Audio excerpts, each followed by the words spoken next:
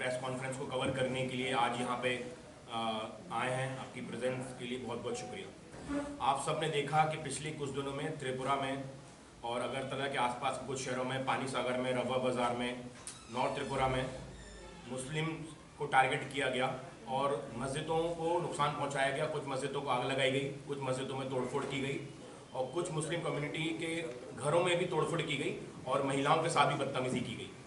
जब ये न्यूज़ बहुत मुश्किल से, एक तो बहुत कम मीडिया वालों ने इस न्यूज़ को दिखाया, लेकिन जिन लोगों ने भी दिखाया उनको मैं सलाम करता हूँ यहाँ से, उनको मेरी तरफ से बहुत ग्रैंड सैल्यूट। और उन न्यूज़ को देख के फिर जब हमारी टीम ने डिसाइड किया, advocate Amit, advocate Mukesh, advocate Ansar साहब, हम सब ने जब मिलकर डिसाइड किया कि एक फैक्ट फाइंडिंग टीम लेके हम लोग त्रिपुरा जाएंगे। और हम लोग पिछले 3 दिनों से त्रिपुरा में हैं और यहाँ पे आसपास जहाँ पे भी माइनॉरिटी को टारगेट करके उनका नुकसान पहुँचाया गया है, वो हमारी टीम ने वहाँ विजिट किया। वहाँ पे लोगों के स्टेटमेंट रिकॉर्ड किए, उनके वीडियोस बनाए, ऑडियोज़ लिए और हमने अपनी फैक्ट फाइंडिंग टीम, जो इनिशियल फैक्ट फाइंडिंग टीम है, हमें ये पता पड़ा है कि ये टारगेटेड अटैक था मुस्लिम कम्युनिटी पे और उनके रिलीजियस स्ट्रक्चर पे। एक बहुत ही यूनिक चीज़ यहाँ पे देखने को मिली कि हिंदुस्तान में शुरू से धार्मिक दंगे होते रहते हैं, लेकिन यहाँ पे एक जो चीज़ दिखी कि पैगंबर साहब पे डायरेक्ट टारगेट किया गया और उनके नाम से नारे लगाए गए और बीजेपी के सीनियर लीडर्स, विश्व हिंदू परिषद के सीनियर लीडर्स डायरेक्ट मॉब को लीड कर रहे थे। और एक और यूनिक चीज़ यहाँ पे देखने को मिली कि जेसीबी मशीन भी लेके आए थे मॉब में। जेसीबी मशीन का काम क्या है? किसी रैली अगर कोई ऑर्गेनाइज हो रही है तो जेसीबी मशीन का क्या काम है? और आज आप देख रहे हैं कि कोरोना से हमारा पूरा देश जूझ रहा है, जहाँ पे कोविड गाइडलाइंस भी कोई चीज़ होती है उनका भी वॉयलेशन किया गया। 4,500 से 5,000 लोगों की भीड़ ने वहाँ पे जुलूस निकाला, लोगों के घर तोड़े, मुसलमानों की मस्जिद को आग लगाई और पुलिस प्रशासन के सामने ये सब हो रहा था। कितने वीडियोस आपने देखे हैं कि पुलिस ऑफिसर्स वहाँ पे हैं और उनके सामने ही ये दंगे किए जा रहे हैं और पुलिस वहाँ पे चुपचाप खड़ी हुई है। इतनी बड़ी रैली को अगर परमिशन दी थी, पहली चीज़ तो कोई ऑन रिकॉर्ड परमिशन हमें नहीं पता पड़ी। हमने जिससे ही बात करी तो हमें ये बताया गया कि ऑन रिकॉर्ड कोई परमिशन नहीं दी थी। परमिशन नहीं दी थी तो जिसने भी रैली निकाली उनके खिलाफ एफआईआर रजिस्टर्ड क्यों नहीं हुई? रैली को रोकने का काम पुलिस ने क्यों नहीं किया? और रैली निकलने के बाद जब ये दंगे हुए, मस्जिदों को आग लगाई गई और महिलाओं के साथ बदतमीजी की गई, तब पुलिस ने फौरन एफआईआर रजिस्टर्ड क्यों नहीं करी? अभी तक हम लोग ये जानने में नाकाम है कि कितने लोगों के खिलाफ एफआईआर रजिस्टर्ड हुई है और कितने लोगों को पुलिस छोड़ रही है। त्रिपुरा पुलिस कई बार ये बयान दे चुकी है कि बाहर से कुछ लोग आके हमारे यहाँ की स्टेट का माहौल खराब करना चाह रहे हैं, झूठी खबरें फैला रहे हैं। तो मैं ये, त्रिपुरा पुलिस ने उन बाहर के लोगों के खिलाफ एफआईआर रजिस्टर्ड क्यों नहीं करी? उनको जेल में क्यों नहीं डाला? और अब तो हम खुद अपनी आंखों से देख के आए हैं, हमारे सब साथी अपनी आंखों से देख के आए हैं कि मस्जिदों को जलाया गया है, कुरान शरीफ जलाया गया है, पैगंबर साहब की शान में गुस्ताखी की गई है। उसमें एफआईआर रजिस्टर्ड क्यों नहीं हो रही अभी तक? और अगर एफआईआर रजिस्टर्ड हुई तो उसकी कॉपी पत्रकार भाइयों के पास होनी चाहिए थी और लोगों को अरेस्ट किया जाना चाहिए था। आज आप सब देखते हैं कि ट्रैफिक वॉयलेशन अगर हम करते हैं तो एक कांस्टेबल वीडियो रिकॉर्डिंग करके बना लेता है कि इन्होंने रेड लाइट जंप किया। तो जब इतना बड़ा ह्यूमन राइट्स वॉयलेशन हो रहा था तो क्या पुलिस ऑफिसर से कैमरे ऑफ हो चुके थे या फिर सरकार से ऊपर से इंस्ट्रक्शन थी उनको कि कैमरे से कोई भी चीज रिकॉर्ड नहीं होगी? व्हाट्सएप और सोशल मीडिया का इस्तेमाल बहुत हाई लेवल पे किया गया मॉब को मोबिलाइज करने के लिए और उसका एक बहाना ये बनाया गया कि बांग्लादेश में जो माइनॉरिटीज को टारगेट किया गया है, अटैक किया गया है, उसका हमें बदला लेना है और हिंदुस्तान में और त्रिपुरा में जो स्टेटमेंट उन्होंने दिया, मुल्लागिरी नहीं चलेगी। तो भाई ऐसी कौन सी मुल्लागिरी यहाँ पे चल रही थी जो कि आप लोगों को मस्जिदों को और मुसलमानों को मारना पड़ा? जबकि हमने लोकल लोगों से बात करी तो जो गांव के लोग हैं, पानी सागर, रवा बाजार हम लोग गए, वहां पे गांव के जो लोग थे, हिंदू कम्युनिटीज हो या मुस्लिम कम्युनिटीज हो, वो तो सैकड़ों सालों से मोहब्बत से रह रहे हैं। और कई जगह जहाँ पे मस्जिद को नुकसान नहीं पहुंचाया जा सका, वहां पे हमारे हिंदू भाई खड़े हो गए मस्जिद को बचाने के लिए। कई जगह जहाँ पे गांव में नुकसान नहीं हुआ, वहां पे हिंदू कम्युनिटी के लोग मुस्लिम्स की ढाल बन के खड़े हुए कि यहाँ पे हमारे यहाँ दंगा नहीं होगा।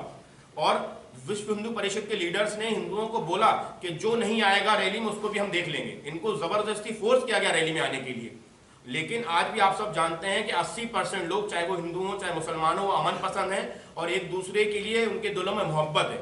लेकिन ये जो मोहब्बत बिगाड़ने का काम मुझे लगता है विश्व हिंदू परिषद और त्रिपुरा सरकार की आड़ में कर रही है, इस पे सरकार को और सुप्रीम कोर्ट को और त्रिपुरा हाई कोर्ट ने तो कॉग्निजेंस ऑलरेडी ले लिया है। अब मुझे ये देखना है, आप लोगों को भी देखना है कि कितने ऑफिसर्स जेल जाते हैं और कितने विश्व हिंदू परिषद के लीडर्स जेल जाते हैं। कि जितना भी नुकसान हुआ है, मॉस्क का, मस्जिद का डिमोलिशन हुआ है या फिर आग लगाई गई है या तोड़ा गया है, मैं आपको हमारी जो मांगे वो मैं पढ़ के बताना चाहूंगा। सरकार हाईकोर्ट के सेवानिवृत्त जज की अगुवाई में जांच कमेटी बनाकर पूरी घटना की जांच करवाए। पीड़ितों की शिकायत पर आवश्यक तौर पर अलग अलग एफआईआर लिखी जानी चाहिए। इस उपद्रव की वजह से जिन लोगों के वाणिज्यिक प्रतिष्ठानों को आर्थिक नुकसान हुआ है, उन सभी को राज्य सरकार द्वारा उचित मुआवजा तय किया जाए व उसकी भरपाई जल्दी की जाए, ताकि ये बेगुनाह अपनी जिंदगी को दोबारा से पटरी पर ला सकें और खत्म हो चुके उनके व्यापार और धंधे सुचारू रूप से पुनः शुरू हो सके। आगजनी और तोड़फोड़ में प्रभावित हुए धार्मिक स्थलों को सरकार अपने खर्च पर दोबारा बनवाए। हिंसा होने की आशंका के बावजूद कठोर कदम नहीं उठाने के कारण हुई हिंसा में थानाधिकारी की जिम्मेदारी तय की जानी चाहिए। उनको तुरंत अपने पद और थाने से हटाकर नया थानाधिकारी लगाया जाना चाहिए। रैली में पैगंबर मोहम्मद के अपमान करने वाले नारे जिन्होंने लगाए, उन व्यक्तियों और संगठनों के विरुद्ध कठोर कार्रवाई की जाए, ताकि दोबारा राज्य का सौहार्द वातावरण खराब नहीं हो सके। सोशल मीडिया पर झूठे और भड़काऊ मैसेज वायरल करने वाले लोगों और रैली के लिए बार बार लोगों को उकसाने वाले और हंगामा करने वाले सभी लोगों को संगठनों पर मुकदमा दर्ज हो, सख्त से सख्त कानूनी कार्रवाई हो और जो भी इस उपद्रव में दोषी हैं और लूटपाट और आगजनी में लिप्त हैं उनकी जांच हो और सभी अपराधियों के खिलाफ बिना भेदभाव के फास्ट ट्रैक अदालती कार्रवाई होनी चाहिए। मैं अपनी बात यहीं समाप्त करूंगा। अब मैं रिक्वेस्ट करूंगा हमारे साथी मुकेश जी से, एडवोकेट मुकेश जी जो कि सुप्रीम कोर्ट में लॉयर हैं, वो अपनी बात रखें। काफ़ी आयरनीज देखिए, मतलब कोई एक सिमिलर पैटर्न नहीं है, एडमिनिस्ट्रेशन का भी सिमिलर पैटर्न नहीं है। पहला दिन हमारा जो डेस्टिनेशन था वो उदयपुर गोमती विलेज में था, जो कि साउथ टू त्रिपुरा है, सॉरी अगरतला है। वहाँ हम गए तो वहाँ एडमिनिस्ट्रेशन इतना रिलक्टेंट था हमें ग्राउंड में बात करने देने से और फैक्ट्स को पता करने से, कि the all establishment of the police force in the district came to our spot and made their each and every effort कि हम लोग बात ना कर पाए। इनफैक्ट वहाँ पे हम दोनों कम्युनिटी के लोगों से ठीक से बात भी नहीं कर पाए। And they were so adamant and so rude कि उनको किसी भी कॉन्स्टिट्यूशनल प्रावधान से कोई फर्क नहीं पड़ता है। वहाँ मुझे लगा कि I am in A police state, यहाँ पे पुलिस के अलावा दूसरे किसी के पास कोई अथॉरिटी नहीं है। लेकिन फिर जब हम कल विजिट कर रहे थे और कैलाश आरा की डीएम से बात हुई हमारी, तो एक पॉजिटिव रिस्पांस मिला। उन्होंने बताया पूरी चीज़ों को कि उनके डिस्ट्रिक्ट में क्या है और बिल्कुल साफ साफ बताया। And he even called me today morning कि आप लोग सर आ रहे हैं and we would like to arrange for your security and all. तो मुझे ये लगा कि देखिए एक वही गवर्नमेंट स्टैब्लिशमेंट है, एक वही ऑफिसर है जो कितना मतलब अपने ड्यूटी को लेके कितना मतलब इफेक्टिव है और कितना मन से अपनी ड्यूटी को कर रहा है। और वहीं एक दूसरे डिस्ट्रिक्ट में हमने देखा कि पूरा पुलिस स्टैब्लिशमेंट त्रिपुरा की पूरी छवि को खराब करने पे लगा हुआ है। हम किसी एक कम्युनिटी के नुमाइंदे नहीं हैं, हम दोनों कम्युनिटी से जानना चाहते हैं कि ये कम्युनल टेंशन हो क्यों रही है। इस देश में आज तो कोई दो रिलीजन के लोग साथ नहीं रहने आए, बहुत दिनों से रह रहे हैं और वो लोग यहाँ रह रहे हैं और बहुत शांति से रह रहे हैं। तो आज अचानक क्या हो गया और त्रिपुरा में क्या हो गया कि ये कम्युनल टेंशन फ्लेयर अप करने लगी। तो हमने सोचा कि बात करें। तो उनको इससे भी समस्या है। हिंदुस्तान का नागरिक होने के लिए यहाँ अमेरिका की तरह ड्यूअल सिटीजनशिप तो नहीं है कि मुझे कोई वीज़ा लेना पड़ेगा स्टेट में आने के लिए या कोई परमिशन लेनी पड़ेगी। मैंने चेक भी किया, धारा 144 भी नहीं लगी थी कि मुझे इन्फॉर्म करके जाना हो।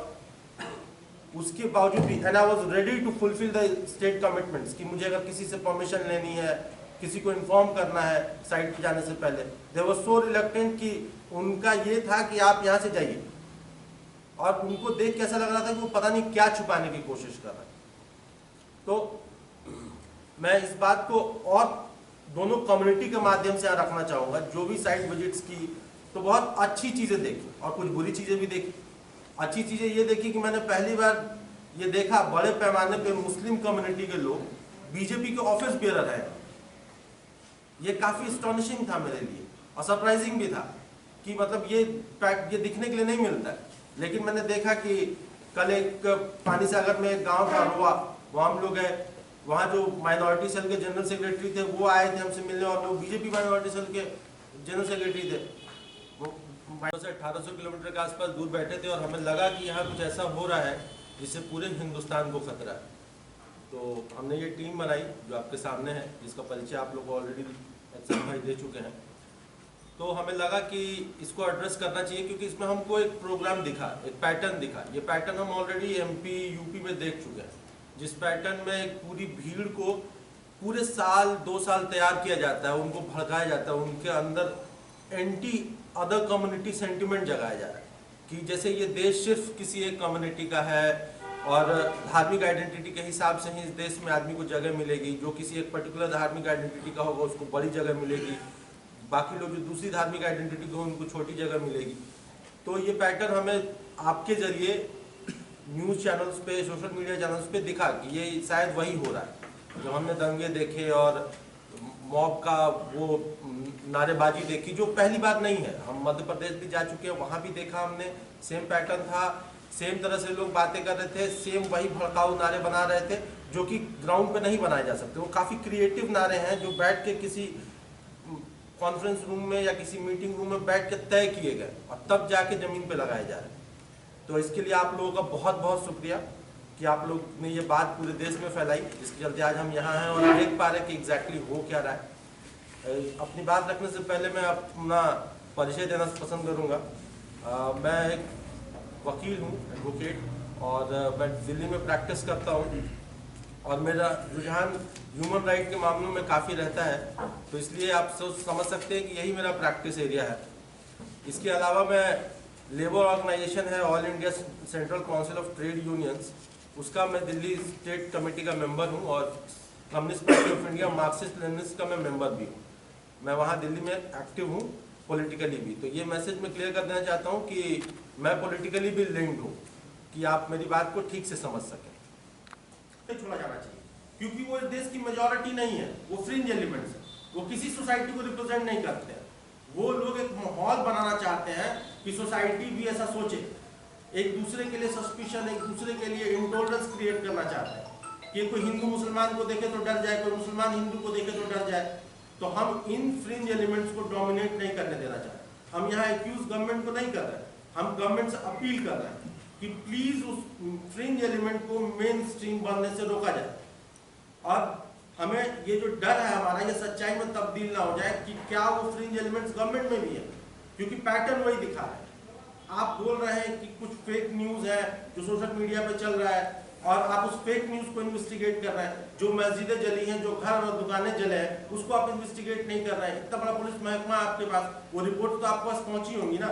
अगर कोई फेक न्यूज़ है तो आप उसको डील कीजिए, लेकिन प्रायोरिटी क्या होना चाहिए? प्रायोरिटी वायलेंस को एड्रेस करना होना चाहिए, लॉ एंड ऑर्डर को एड्रेस करना होना चाहिए। आपने प्रायोरिटाइज कर दिया कि किसने फेक न्यूज़, मतलब न्यूज़ नहीं दिखाएंगे लोग। हो सकता है कुछ लोग फेक न्यूज़ चला रहे हो, आप उनके ऊपर कार्रवाई कीजिए, लेकिन अभी एट द मोमेंट प्रायोरिटी क्या होनी चाहिए? अभी एट द मोमेंट ये जो वायलेंस हो रहा है, जो मिसक्रिएंट्स है, जो सोसाइटी में जाके इस तरह का सद्भाव खराब कर रहा है, उनको आप पकड़िए ना, क्योंकि वो अगर खुले घूमते रहे तो सोसाइटी की जो हार्मनी है वो बिगड़ जाएगी। ये पीस, लॉ एंड ऑर्डर सब खराब हो जाएगा और आपकी ड्यूटी है लॉ एंड ऑर्डर को मेंटेन करना। आप याद कीजिए, आप किसी कॉन्स्टिट्यूशनल पद पे बैठे हैं, आप किसी एक आदमी को मुख्यमंत्री या मंत्री या डीजी और चीफ सेक्रेटरी नहीं है, आप पूरे राज्य के चीफ सेक्रेटरी और डीजीपी हैं। आपसे मैं अपील करता हूँ इस माध्यम से, आप लोग इस प्रेस के जरिए, कि प्लीज आप वो जो मिसक्रिएंट है, एंटी सोशल एलिमेंट है, जो फ्रिंज एलिमेंट है, जो किसी भीड़ का हिस्सा बन के किसी एक पर्टिकुलर कम्युनिटी को टारगेट कर रहे हैं, उनको आप पकड़िए, आइडेंटिफाई कीजिए, उनके ऊपर कार्रवाई कीजिए। और ये जो कार्रवाई में कि 4 लोग अरेस्ट हो गए, 4 पे एफआईआर हो गया, आप कंप्लेन को एफआईआर में नहीं बदल रहे हैं, ये सब बहुत ही लैकलस्टर्स एटीट्यूड है। आपको इसको करेक्ट करना पड़ेगा। एडमिनिस्ट्रेशन ऐसे चलाएंगे तो लोगों का आपके ऊपर से विश्वास खत्म हो जाएगा। तो ये मेरा सुझाव है गवर्नमेंट को, और यहाँ के लोगों से मैं अपील करूंगा कि देखिए, ना हिंदू लोगों में से ये मेजॉरिटी नहीं है जो मुसलमानों के खिलाफ कोई दुर्व्यवहार करता हो या अपने मन में कोई दुर्व्यवहार पाल के बैठा हो। ये वो लोग हैं कि चाहते हैं कि हिंदू और मुस्लिम कम्युनिटी के बीच में पोलराइजेशन हो और वो एक मेजॉरिटी पोलराइजेशन को लीड करे। कोई भी हिंदू नहीं है जो पीस लविंग नहीं है, वो मेजॉरिटी लोग हैं जो पीस लविंग है, पढ़ना चाहते हैं, नौकरी करना चाहते हैं, उन्नति करना चाहते हैं। वो आपसे नफरत करके अपनी जिंदगी नहीं काटना चाहते। और हिंदुओं से भी कहूंगा कि मुसलमान उतने ही इस देश के नागरिक हैं जितने आप हैं। तो इनको